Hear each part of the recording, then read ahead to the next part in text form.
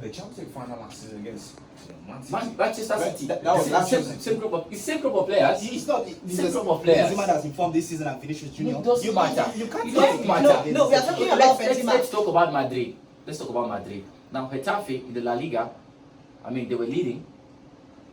3 minutes into the end of the game, the coach of Getafe brought out 2 strikers, brought in 2 defenders, kept Madrid at bay for the remaining parts of that particular game. That was what I was expecting Tuchel to do yesterday. Very simple.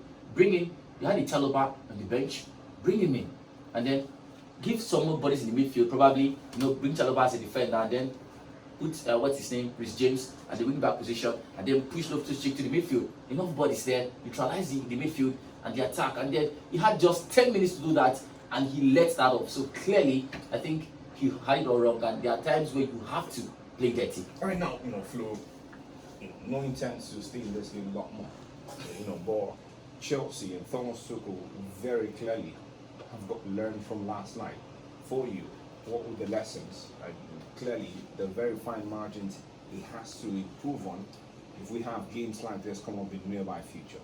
Right, of course, he has to improve on his tactics. I mean, substitutions. To me, I still repeat, that was where he got it all wrong. Because in the game, and then you at some point you have to tell the boys, this is what you have to. Rudiger had no business going up front again when they were already 3 goals up. That was an advantageous thing. Why was Rudiger still forcing attack as though he was some sort of maybe midfielder, attacking midfielder or a striker? That was very wrong, and that actually opened up that defense to see the way he slipped before that goal and all that. If he was still at his position at that point, there are times you attack, no doubt, but at that point he needed not to attack at all. He should have just stayed there. And if he did something like that, then we are talking about Real Madrid team that had Courtois, the best goalkeeper in this season's Champions League. He already had 39 saves, more than any keeper. Now, on such a night, he was making a lot of mistakes. They could not just capitalize on that.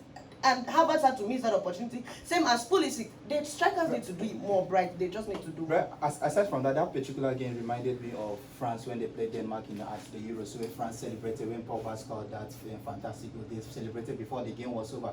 So I feel that was what Chelsea did after that particular goal. You saw Rudiger doing crazy things in the pitch. So they celebrated before they even handed them that particular victory. So I feel that they couldn't have let complacency sit in the game, knowing that Ancelotti is still a tactician that can spring up with a surprise to try and salvage situation for them. So Chelsea, they let that 3-goal lead into their head.